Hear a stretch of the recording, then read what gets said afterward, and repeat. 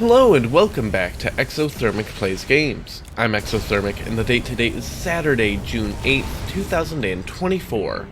I've been doing a countdown of my favorite video games of all time through each day of the year, and coming in at number 207 is Magicka. Ni rappa! Gissar tittar ner Fritzl, ni vet, vissa tittar. Gissar ni missa.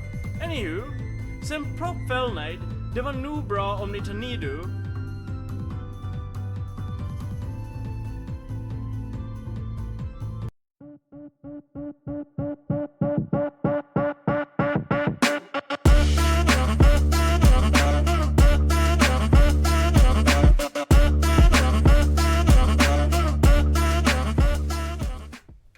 In Magicka, you play as a wizard set off to save the world on a quest from Vlad, who assuredly is not a vampire.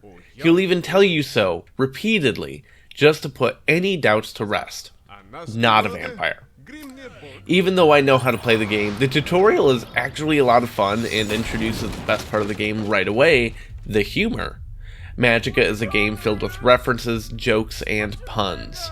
You're even rewarded for exploring and interacting with the environment to get even more laughs. Yes, there's actually compelling gameplay here, but it could be a point-and-click adventure game, and I'd still have enjoyed it quite a bit. The gameplay has you combining 8 elements of magic into combo spells in order to defeat enemies. As you continue on your adventure, you'll find spellbooks that teach you specific combinations you can cast.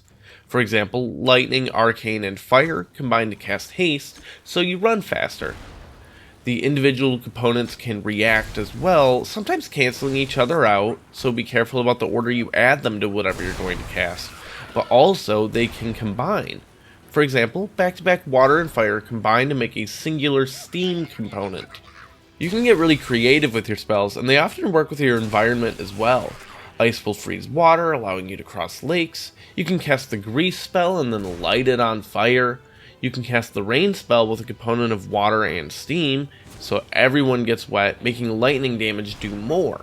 That's risky, however, as if you attempt to add lightning to your spells while you yourself are wet, you'll hurt yourself instead of adding the component. The way to get around this is to cast a water shield on yourself first. In addition to finding spellbooks throughout the world, you can find tons of melee weapons and spell staves. Each of them have different traits about them, such as their damage and swing speed for the melee weapons, but they can also have special spells or auras that affect gameplay in different ways. It's a lot of fun to customize your character with these items, and finding them is often a good place for references and humor. You can change what your starting equipment is based on a character you pick when you launch the game. A lot of that's from DLC, but you can get all sorts of different passive abilities and things right off the bat that way, and you get a unique little costume. The real meat and fun of Magicka is in the multiplayer, which unfortunately I was unable to record due to some issues and bugs the game has developed. I didn't used to have these issues, but when I previously played a lot online, we were able to do it from the same IP address, which my googling trying to solve this does sound like it bypasses this issue for most people.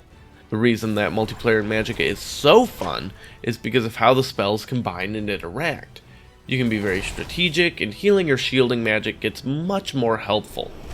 However, friendly fire is very much on in this game, and you can combine beams of magic to form bigger, stronger beams. In theory, this is a good thing to do, but if you're not careful and your beams consist of elements that cancel each other out, it'll backfire and you'll die.